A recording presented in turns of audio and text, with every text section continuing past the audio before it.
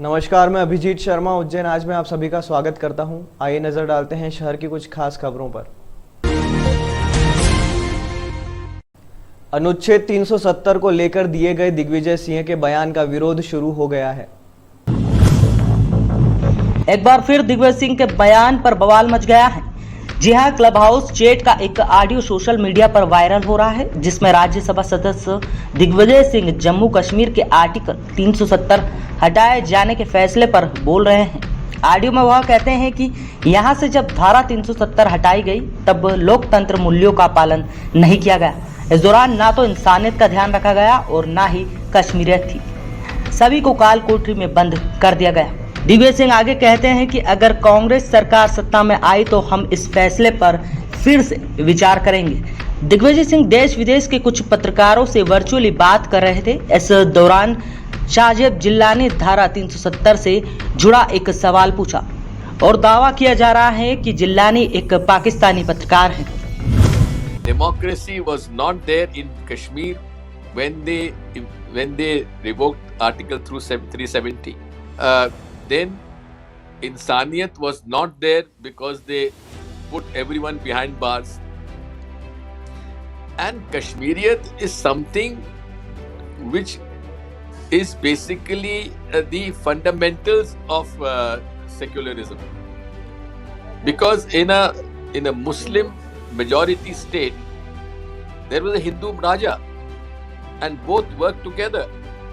In fact, the reservation in Kashmir was given to the Kashmiri Pandits in government services.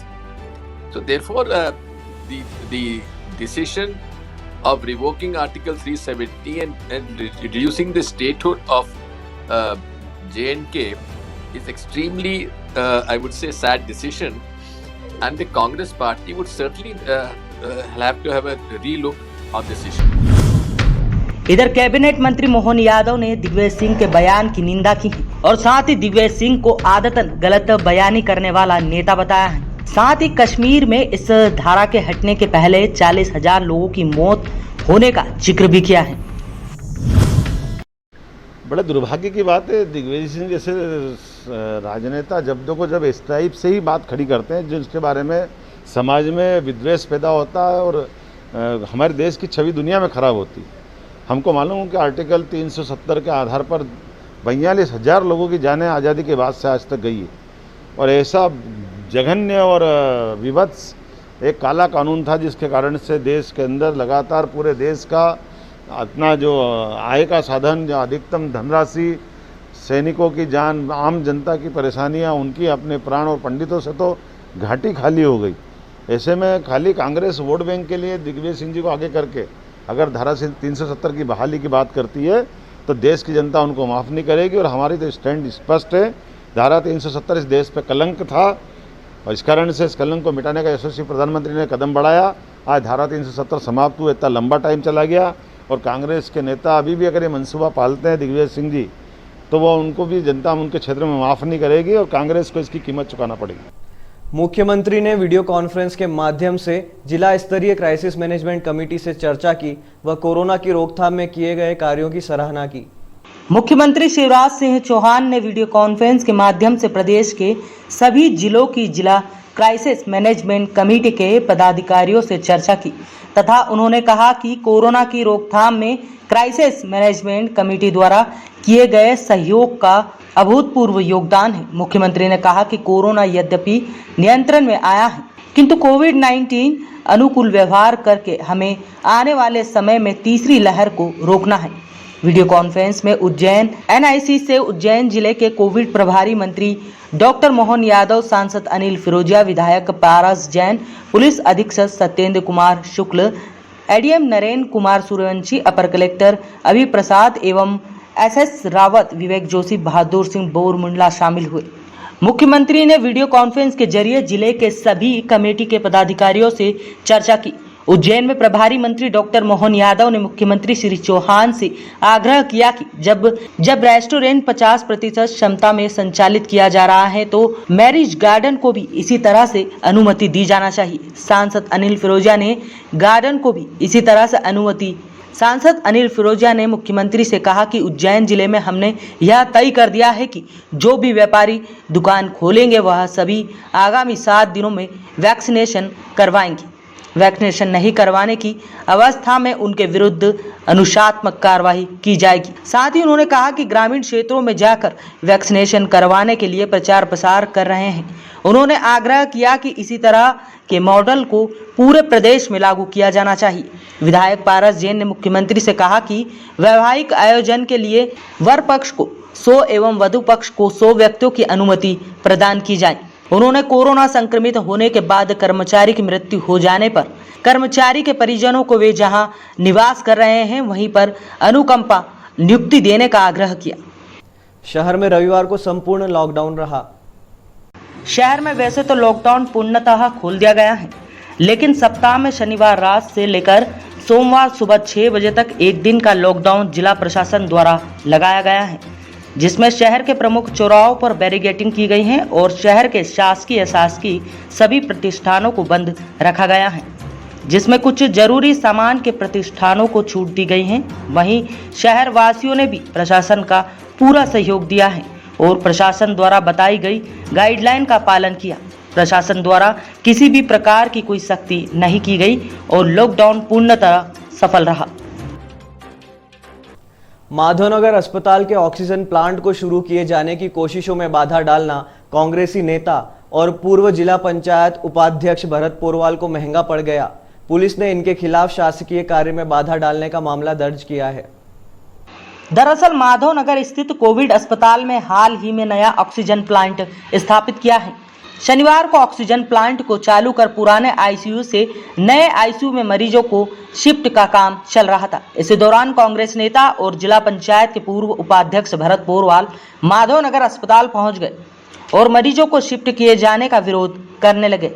उनका आरोप था कि मरीजों को बगैर प्रोटोकॉल के शिफ्ट किया जा रहा है, इसकी वजह से मरीजों की मौत होने की आशंका है। डॉक्टर और स्टाफ ऑक्सीजन प्लांट को चालू कर वाहवाही लूटने के लिए मरीजों की जान के साथ खिलवाड़ कर रहे हैं। इस दौरान यहां जमकर बवाल मचा। ऐसे में ऑक्सीजन प्लांट शुरू करने का कार्य रोकना पड़ा।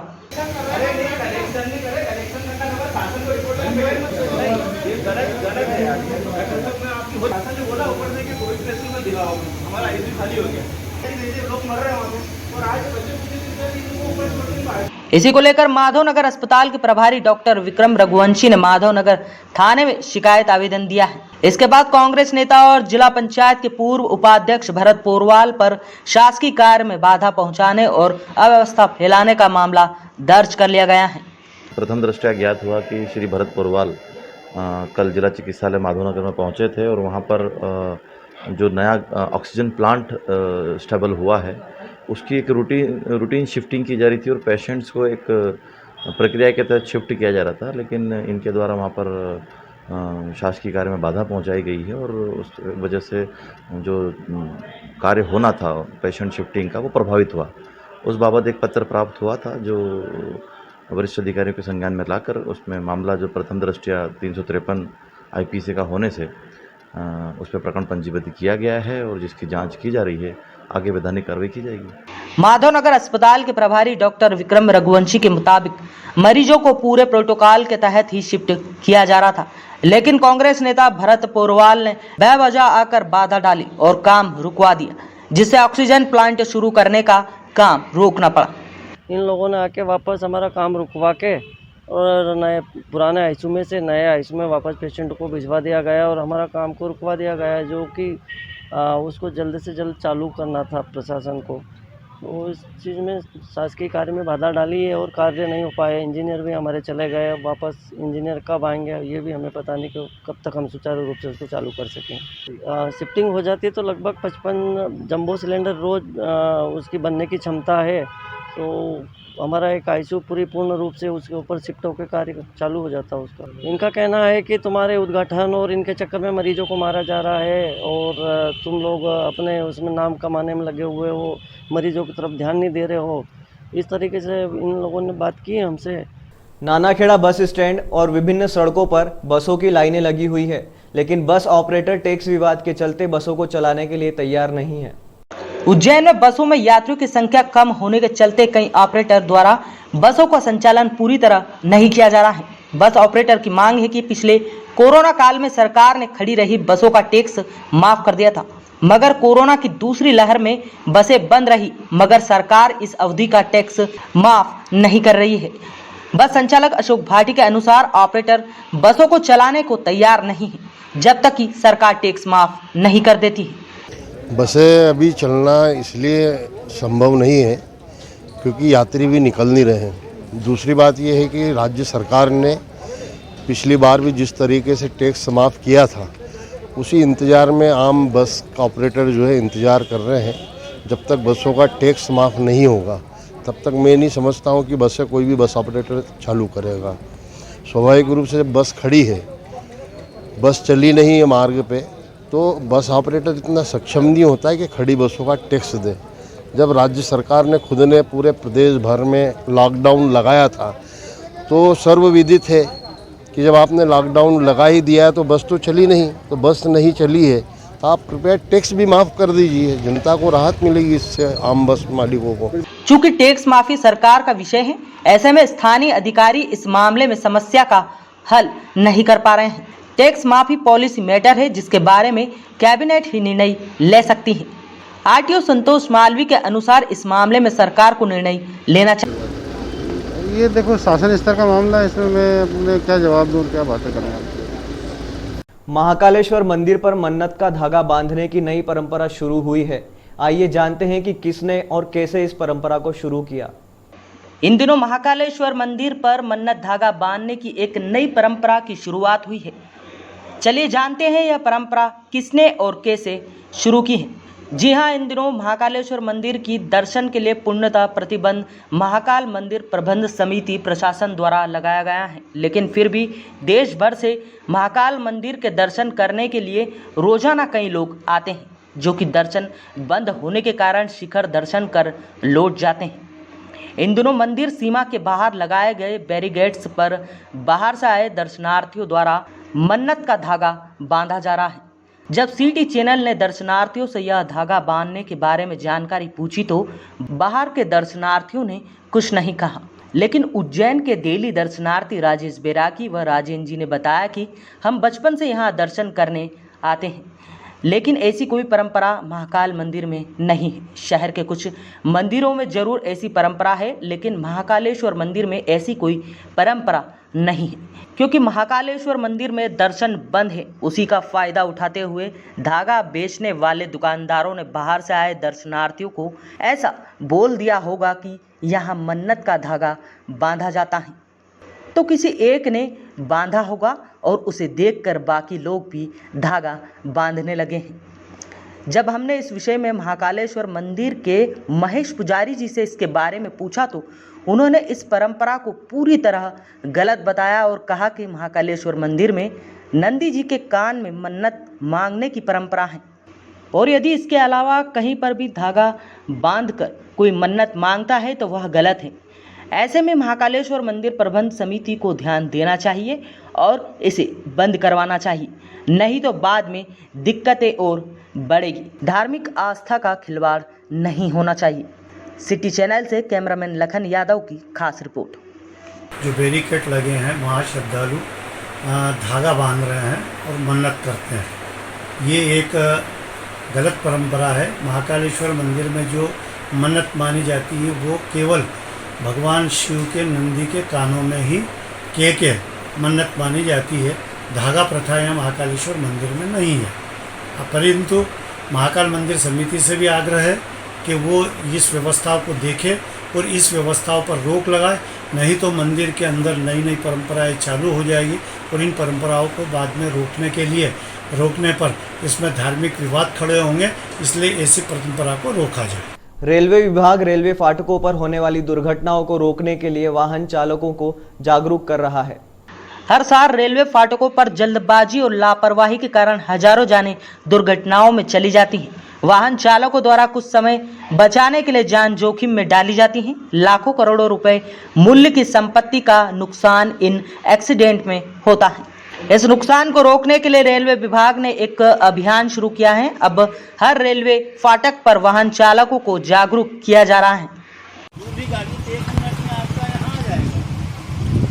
जबरदस्ती गेटमैन को दबाव नहीं बनाना है कि भाई खोल दो या रुक जाओ। आपने ऐसा ठीक है, गेटमैन को दबाव बना करके कोशिश किया, आपने गेटमैन पे दबाव बना करके आपने कोशिश की कि भाई खोल दो। उतने देर में गाड़ी खड़ी हो गई। एक गाड़ी खड़ी होने पे लाखों रुपए का नुकसान होता है। ये है। फिर और थोड़ा ऊपर, ठीक है। गाड़ी ये जाने के बाद भी जैसे कई बार ऐसा होता है कि लोग कहते हैं यार खोल दो, क्यों नहीं खोल रहे, तो ये गेट वाले के हाथ में कुछ भी नहीं है। शिप्रा किनारे दत्ता अखाड़ा क्षेत्र में अंधेरा छाया रहता है। ऐसे में यदि कोई दुर्घटना होती है तो समय पर मदद भी नहीं पहुंच पाएगी। शहर का सबसे मनोहारी स्थल रामघाट दत्ताखाड़ा क्षेत्र इन दिनों अंधेरे में डूबा हुआ है। शिप्रा नदी छोटी रपट से लेकर दत्ताखाड़ा गुरुद्वारा भूखी माता तक दत्ताखाड़ा क्षेत्र के एक ओर की विद्युत व्यवस्था पूरी तरह ध्वस्त हो चुकी है। पिछले कई दिनों से इसे दत्त अखाड़ा नदी के किनारे लाइट नहीं है। गौरतलब हो कि सिंहस्थ महापर्व के दौरान शासन द्वारा करोड़ों रुपए खर्च कर शिप्रा नदी के संपूर्ण क्षेत्र में कई तरह की विद्युत व्यवस्था करते हुए लाइटें एवं हाई मास्क लगाए गए थे, जिससे कि इस पूरे क्षेत्र में रोशनी रह सके। लेकिन कुछ दिनों पहले आए तूफान के कारण कई पेड़ एवं विद्युत व्यवस्थाएं ध्वस्त हो चुकी है। उसी के चलते रामघाट क्षेत्र की विद्युत व्यवस्था भी प्रभावित हुई है। रामघाट आरती स्थल से लेकर छोटी रपट दशोरा धर्मशाला तक लाइट है, लेकिन रामघाट के ठीक सामने दत्ताखाड़ा क्षेत्र में विद्युत व्यवस्था बाधित हो चुकी है, जिससे पूरे क्षेत्र में अंधेरा छाया हुआ है। इन दिनों रामघाट पर गंगा दशहरा पर्व चल रहा है और वहां स्थानीय प्रशासन द्वारा जनता कर्फ्यू में पूर्ण छूट प्रदान की गई है। वहीं घाटों पर भी लोगों की आवाजाही बढ़ गई है। गर्मी होने के कारण शाम के समय घाट पर कई लोग परिवार सहित आ रहे हैं। वहीं कई लोग किनारे पर बैठकर मछलियों को दाना खिलाते रहते हैं। ऐसे में यदि उनके साथ पानी में कोई दुर्घटना होती है तो दत्ताखाड़ा क्षेत्र में अंधेरा होने के कारण यहाँ रह रहे बचाव दल के लोग, जिसमें होमगार्ड, मां शिप्रा तैराक दल के सदस्य शामिल है, वहाँ उन लोगों की मदद नहीं कर पाएंगे। स्थानीय प्रशासन को जल्द से जल्द इस पूरे क्षेत्र की विद्युत व्यवस्था को ठीक करना चाहिए। रामघाट पर वर्षों से अपनी सेवाएं दे रही मां शिप्रा तैराक दल के सचिव संतोष सोलंकी ने बताया कि पिछले समय आए आंधी तूफान के कारण दत्ताखाड़ा क्षेत्र की विद्युत व्यवस्था प्रभावित हुई है। अंधेरे में पानी में व्यक्ति के डूबने पर वह नजर नहीं आएगा। ऐसे में हम लोग उनकी सहायता नहीं कर सकते हैं। जनता थोड़ी थोड़ी घर से बाहर निकली है। उस तरीके देखा जाए तो यहाँ पर आज शिप्रा किनारे पर कुछ भीड़े हैं और रामघाट पे तो इस तरीके से लाइट है, पर आज दत्ताखाड़े क्षेत्र में लाइट नहीं होने के कारण यहाँ पर कुछ श्रद्धालु ऐसे बैठे हुए हैं। ऐसे में कुछ दुर्घटना होने की बहुत सारी शंकाएं रहती है। प्रशासन से निवेदन है कि घाटों की तरफ भी ध्यान दिया जाए, रात में भी ड्यूटियाँ लगाई जाए, जिस तरीके से हो उस तरीके से यहाँ पर ध्यान दिया जाए। अभी आज गंगा दशहरा का दिन है, एक तरफ लाइट है, दूसरी तरफ कहाँ से कहाँ तक की लाइट नहीं है। अभी आज एक तरफ की लाइट है, रामघाट के पूरे क्षेत्र की लाइट है और दत्ताखाड़े से लेके बड़े पुल तक की लाइट नहीं है। ये स्थिति बनी हुई है, ये स्थिति बनी हुई रहती है। कई बार इधर की लाइट नहीं होती, कई बार उधर की लाइट नहीं होती, कई बार तो उस तरफ की भी लाइट नहीं होती है। उससे ये स्थिति बनती है कि जैसे कोई व्यक्ति आता है और अंधेरे में कुछ भी बैठा रहता है, या कोई व्यक्ति कुछ लूट की प्रॉब्लम हो जाए या कुछ अदरवाइज प्रॉब्लम हो जाए, तो उसके लिए प्रशासन और उज्जैन जैसे शहरवासियों को नुकसान होता है। अंधेरे में अगर इस तरीके से आदमी कहीं पानी में बैठ जाता है तो हमें पता भी नहीं चलेगा, तो हम लोग कैसे काम करेंगे। आज के अंक में फिलहाल इतना ही। अगले अंक में फिर मुलाकात होगी, तब तक के लिए नमस्कार।